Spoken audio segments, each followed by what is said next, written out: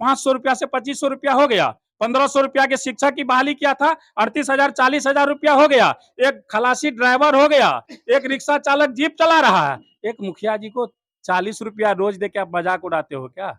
10 रुपया रोज हमारे वार्ड सदस्य को दे के आप मजाक बात सुनना पड़ रहा है। आज हम अल्पसंख्यक समुदाय से हैं, जदिया मेरी पत्नी मुखिया है और बहुत उम्मीद के साथ हमको लोग वहाँ मेरी पत्नी को मुखिया बनाया था, मगर उसके उम्मीद पर हम लोग खड़े नहीं उतर रहे हैं। ये सरकार के कारण नहीं हो रहा है। इसके लिए हम आप कहते हैं गांव को सुंदर बनाना चाहते हैं, क्या एक विधायक और सांसद गांव को सुंदर बना पाएंगे कभी? क्या वो दिल्ली और पटना में एसी कमरा में बैठ के हवा लगाते हैं तो गांव सुंदर दलित का बस्ती होगा क्या?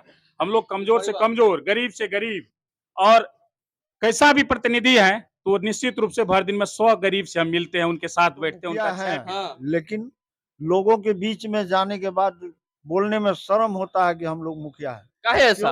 क्योंकि पंचायत के लोगों का एक भी काम हम लोग करा नहीं सकते उसका। नमस्कार, मैं रिंकेश और आप देख रहे हैं असम न्यूज लाइव। अभी मैं त्रिवेणीगंज के अनुमंडल में हूँ। ये अनुमंडल है, आपको जैसा दिख रहा होगा, और यहाँ ढेर सारा भीड़ लगा हुआ है।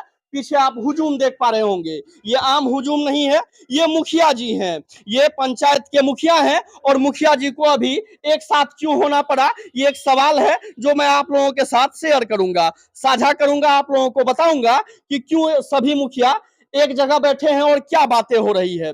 अभी मैंने पूछा तो कहा जा रहा था कि हम लोग धरना पे हैं, तो भाई क्यों धरना पे हैं, मैं सारी बातें आपको बारीकी से बताने का प्रयास करूंगा। बाकी हमारे साथ में राजेश जी हैं। सर, क्या नाम हुआ, अपना पोस्ट और सब कुछ बताएं एक बार। मैं राजेश कुमार, मुखिया जी कोरियापट्टी से लगातार हूँ और प्रखंड अध्यक्ष भी हूँ, जिला मुखिया संघ सुपौल का भी अध्यक्ष हूँ। सर, एक चीज बताइए, मेरा सवाल है कि अभी एक जगह आप लोग क्यों एकत्रित हुए हैं सभी मुखिया? भाई रिंकेश जी, आपको बताऊं कि मैं त्रिवेणीगंज प्रखंड में बैठे हुआ हूँ। बिहार के 534 प्रखंड के मुखिया जी अभी एकजुट है और पूरे प्रदेश के सभी प्रखंड कार्यालय पे तमाम मुखिया ही नहीं, आप बोलते हैं बार बार मुखिया, तो आपको मैं एक सुझाव दूं कि मुखिया नहीं, हमारे तमाम सदस्यगण हैं, कई समिति सदस्य हैं, सरपंच हैं, पंच हैं, और ये लोग भी आए हुए हैं। और 22 तारीख को 534 प्रखंड पर केंद्र सरकार और राज्य सरकार के द्वारा लगातार हमारे अधिकार और कटौती और ग्राम स्वराज को कमजोर, जो महात्मा गांधी का सपना था उसको कमजोर कर अफसरशाही को बढ़ावा देकर यथा पंचायत सरकार भवन हमसे छीन ली गई, जल नल योजना हमसे छीन लिया गया, सोलर स्ट्रीट लाइट हमसे छीन लिया गया, शिक्षा स्वास्थ्य हमसे छीन लिया गया, जन वितरण प्रणाली जो महत्वाकांक्षी योजना थी, हमारे घर के बुजुर्गों को, गरीबों को, शोषितों को, दलितों को हम आवाज बनते थे, उनका काम कराते थे, हमारा देख रेख खत्म हो गया है। मैं इस चैनल के माध्यम से पूछना चाहता हूं, पंचायत सरकार, ग्राम स्वराज किसी की बपौती संपत्ति नहीं है। भारत सरकार के 2006 में अधिनियम में 11वीं अनुसूची की 243 जी 29 विभाग हमारे जिम्मे है, जो ग्राम सभा निर्णय लेती है कि देश के द्वारा, राज्य के सरकार के द्वारा जो रुपये भेजी जाती है उसका हम क्या काम करेंगे। आज टाइड एंड टाइड के नाम पर हमें ठगा जाता है, लूटा जाता है, गांव के विकास को रोका जाता है। इसलिए आज आपके चैनल के माध्यम से हम सरकार को चेतावनी देना चाहते हैं, बिहार सरकार हो कि राज्य सरकार, जो ग्राम पंचायत को कमजोर करेंगे, हमारे प्रतिनिधि साथियों की सुरक्षा नहीं करेंगे, हमारे अधिकार और कर्तव्यों में कटौती करेंगे, आने वाले 2024 का लोकसभा, 2025 के विधानसभा चुनाव में बिहार के पंचायत प्रतिनिधि एकजुट होकर जो हमें कमजोर करेगा उनको हम लोग कमजोर करेंगे। सर, एक सवाल है ना, छीन लिया गया है, आप लोगों के माथा से टेंशन थोड़ा दूर हुआ, क्या दिक्कत? एक बात बताइए, जिस घर में हम रहते उस घर को छीन ले तो ये माथा का टेंशन घटेगा क्या? हम हल जोतते, हम खेती, हमारा हल छीन ले, बैल छीन ले, ये हमारा अधिकार और कर्तव्य की बात है क्या? हमने जनता के साथ वादा किया था, आपका घर बनाऊंगा, आपका सड़क बनाऊंगा, आपका मवेशी पोसने के लिए दूंगा, उनका बकरी सेट बनाऊंगा, आपका सर्वांगीण विकास करूंगा। आज उनके बीच काम नहीं कर रहा हूं, उनके बीच रहता हूं, मरने से लेके शादी विवाह जितना जो भी होता है हम लोग इज्जत बचाने के लिए उनको उनके साथ रहते हैं। लेकिन काम की बात अगर कोई साथी चाय के दुकान में कर देता है, शर्मिंदा हो जाती है कि उनका काम मैं स्वतंत्र तरीके से नहीं कर पाता। छोटी से छोटी काम जो ग्राम सभा निर्णय लेकर ग्राम पंचायत के मुखिया को करना था, वो आज बीपीआरओ और बीडीओ सर कर रहे हैं। ये हमारे दुख की बात है पंचायती सरकार की। सर, मेरे साथ में संजय जी हैं, जदिया के मुखिया प्रतिनिधि। सर, एक चीज बताइए, अभी तो आप लोगों के हाथों से छीन लिया गया है, जैसा कि सर ने बताया, ढेर सारा काम। अभी जब छीन लिया गया है तो अभी जब पंचायत में आप निकलते हैं तो आपको क्या आकलन होता है, क्या सुनने को मिलता है? सुनने का यही मिलता है कि मुखिया जी या मुखिया बन रही है कि प्रखंड जाए कबीर अंत्येष्टि योजना में हमार जे बीपीएल परिवार से आवे छी हमरा पैसा नहीं मिल रहा छे, जे कफन खरीदे ला चाही पैसा वो नहीं मिल रहा छे। बहुत तरह का बात सुनना पड़ रहा है। आज हम अल्पसंख्यक समुदाय से हैं, जदिया मेरी पत्नी मुखिया है और बहुत उम्मीद के साथ हमको लोग वहाँ मेरी पत्नी को मुखिया बनाया था, मगर उसके उम्मीद पर हम लोग खड़े नहीं उतर रहे हैं, ये सरकार के कारण नहीं हो रहे। इसके लिए हम लोग नीचे से लेकर ऊपर तक विरोध में रहेंगे, चाहे इसके लिए जो करना पड़ेगा करेंगे हम लोग, चाहे चक्का जाम करना पड़ेगा, रोड जाम करना पड़ेगा या पद यात्रा करना पड़ेगा, हम लोग करेंगे। और हम लोग मुखिया संघ के साथ साथ वार्ड सदस्य संघ भी है और पंचायत समिति संघ भी है, आज सरपंच संघ भी है। आज यदि मुखिया जी सरपंच साहब यदि पंचायत नहीं करे तो सिविल कोर्ट में और अनुमंडल कोर्ट में जगह नहीं मिलेगा। आज सैकड़ों ऐसा मामला है जो मुखिया जी सरपंच साहब समिति साहब वार्ड सदस्य मिलकर उसका निष्पादन करते हैं। यदि आज निष्पादन करना हम लोग छोड़ देंगे, आज कहीं किसी भी कोर्ट में जगह नहीं मिलेगा। इसी के साथ सर एक चीज बताइए, मुखिया आप भी मुखिया हैं, कहाँ के मुखिया हैं सर? सिमरिया हाँ? सिमरिया पंचायत। सिमरिया। एक चीज बताइए, मुखिया जी से अभी बता रहे हैं कि ढेर सारा काम छीन लिया गया है, लगता है मुखिया हैं आप? मुखिया तो हम हैं ही। लगता है इतना चीज छीनने के बाद उदास है कि कैसा लग रहा है? हम तो मुखिया हैं, हाँ। लेकिन लोगों के बीच में जाने के बाद बोलने में शर्म होता है कि हम लोग मुखिया हैं। काहे ऐसा? क्योंकि पंचायत के लोगों का एक भी काम हम लोग करा नहीं सकते। उसका कबीर अंत्येष्टि का पैसा नहीं मिल रहा है। कोई मर जाता था उसके दाह संस्कार में जाते थे हम लोग, पहले मुखिया थे, ये तीसरी बार हम हैं, तो उसको पैसा देते थे दाह संस्कार के लिए गरीब को। अभी जो है सालों से 2 साल से जो है एक भी पैसा जो है उन लोगों को नहीं दिया गया है। हम लोग किस मुंह से जाए उन लोगों को कहने के लिए? पंचायत निकलने में शर्म होती है। दिनों दिन मुखिया के अधिकार को छीना जा रहा है। हर एक चीज जो है सरकार अपने अंडर में ले रही है।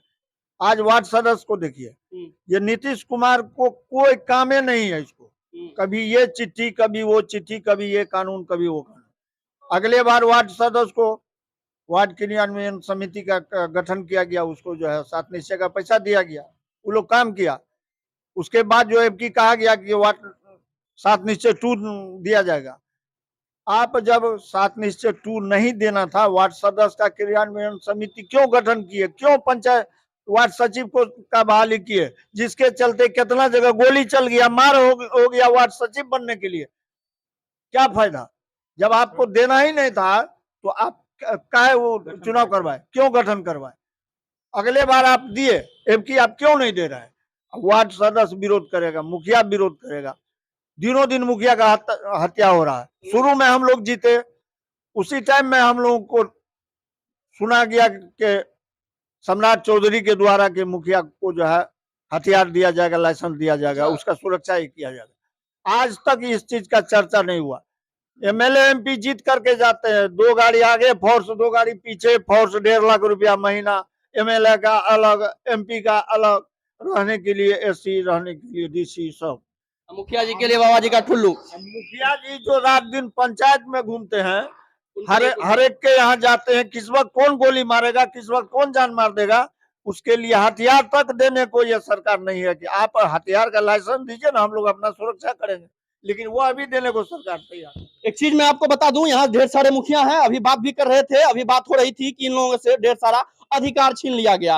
लेकिन मैं आपको एक चीज बता दूं, एक चुनाव कराने में कितना ज्यादा खर्च होता है ये आप सबों को पता है। बच्चे बच्चे को आज के डेट में, अगर बिहार में है आप, तो बच्चे बच्चे राजनीति से वाकिफ होते हैं और बच्चे बच्चे को पता होता है कि चुनाव कराने में कितना ज्यादा खर्च होता है। लेकिन इसके बावजूद एक मुखिया जो है, मुखिया का दर्द अभी बता रहे थे मुखिया जी कि क्या दर्द है, इनसे सारी चीजें छीन ली गई है। और उसके बावजूद अभी जब गांव में घूमते हैं, अपने पंचायत में घूमते हैं, और घूमने के बाद पता चलता है कि यहाँ तो काम नहीं हुआ। क्यों काम नहीं हुआ? क्योंकि ये काम पहले हम कराते थे, अब बीडीओ साहब या फिर आप पदाधिकारी करवाते हैं। पदाधिकारी करवाते हैं तो आपको पता है, पदाधिकारी करवाते हैं तो कुछ ना कुछ धीरे धीरे 10, 20, 50, 100, 500 का घूस नीचे से ऊपर तक लगता है, जिसके कारण काम नहीं हो पाता है।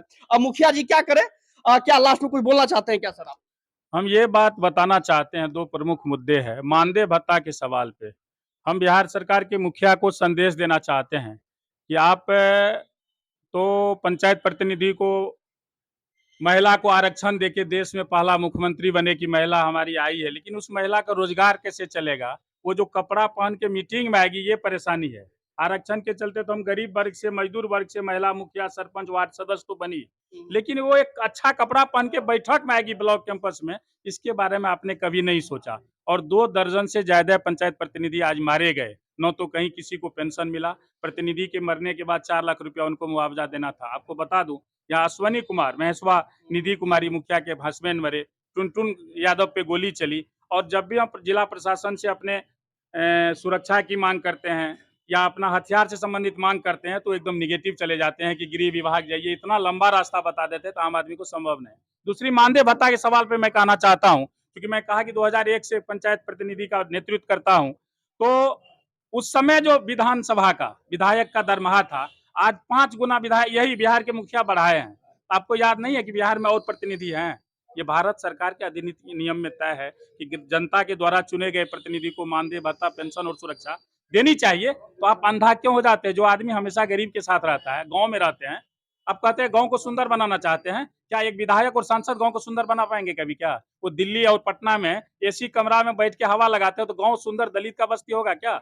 हम लोग कमजोर से कमजोर, गरीब से गरीब और कैसा भी प्रतिनिधि है तो निश्चित रूप से भर दिन में 100 गरीब से हम मिलते हैं, उनके साथ बैठते हैं, उनका चाय पीता हूं, उनके साथ बात, उनके दुख सुख का शेयर करता हूं। और हमें चोर कहा जाता है, हमारे कपड़े पे, हमारी गाड़ी पे, हमारी बिल्डिंग पे उनको नशा आता है, तो हमारा पूर्वजों का दिया हुआ संस्कार है, संपत्ति है, गाड़ी है, कपड़ा है, तब हम मुखिया बनते हैं। आप जानते हैं कि बिहार के एक मुख्यमंत्री के पिताजी को 3 बार चुनाव लड़ना था मुखिया का, नाम नहीं लूंगा, और वो 3 बार जबरदस्ती गिना के तब मुखिया बने थे। बिहार के एक मजबूत मुख्यमंत्री के पिताजी को उस पद पर लगातार चुनाव जीतता हूं। जनता का प्यार है, जनता का भरोसा है, उनका विश्वास है, इसलिए त्रिवेणीगंज में आपको धन्यवाद देना चाहते हैं। रिंकेश जी, आप इस चैनल के माध्यम से सरकार को बता दीजिए कि आगे लोकसभा चुनाव में MP, MLA, मंत्री और MLC को गांव नहीं घुसने देंगे। अजय सिंह राजा की तरह जीत गया हमारे वोट से।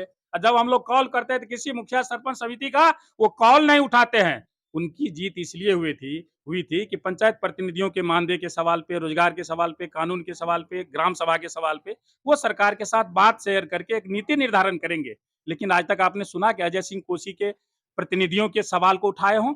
कभी भी पटना की धरती पर हम सारे लोग पटना गए थे आंदोलन में, मन में हुआ था कि MLC साहब के घर में थोड़ा सा पानी उनी पी लेंगे, तो वहां बगल के महाबली सिंह बोले, यह तोरी कोसी का MLC बहुत गड़बड़ है, वो तो कभी नहीं आते हैं यहाँ पे। बड़ी कष्ट हुआ, बड़ी दुख हुआ कि जहाँ के एक मुखिया होकर इतना जोर जोर से आपके मैक पे चिल्ला रहे हैं। हमारे विधान परिषद सदस्य जो बलराम सिंह यादव थे, बिहार जानता था, पंचायत प्रतिनिधियों के लिए नियम कानून बनवा दिया। आज भी विधान परिषद के 2001-6 का नीति निर्धारण वाला बुक देखें तो उनका नाम स्वर्णिम अक्षर में आएगा कि बिहार में प्रतिनिधियों के मानदेय भत्ता के लिए कानून बनवाया। आज का विधान परिषद कानून उसको बढ़ा नहीं सकता है। एक आशा को 500 रुपया से 2500 रुपया हो गया, 1500 रुपया के शिक्षक की बहाली किया था, 38,000 40,000 रुपया हो गया, एक खलासी ड्राइवर हो गया, एक रिक्शा चालक जीप चला रहा है। एक मुखिया जी को 40 रुपया रोज दे के आप मजाक उड़ाते हो क्या? 10 रुपया रोज हमारे वार्ड सदस्य को दे के आप मजाक उड़ाते हो क्या? बिहार सरकार, आपसे हम चैलेंज करना चाहते हैं कि अनुभवहीन आपका पंचायत राज मंत्री है और उनको ग्रामीण विकास मंत्री है, वो पंचायत प्रतिनिधियों को दर्द को नहीं समझता है। जब तक हमारे दर्द को नहीं समझेगा, गांव के पंचायत प्रतिनिधियों के अधिकार कर्तव्यों को वापस नहीं करेगा, गांव अच्छा नहीं होगा। जो गांव अच्छा नहीं होगा तो देश अच्छा होगा क्या? नहीं होगा। जय पंचायती राज, जय बिहार।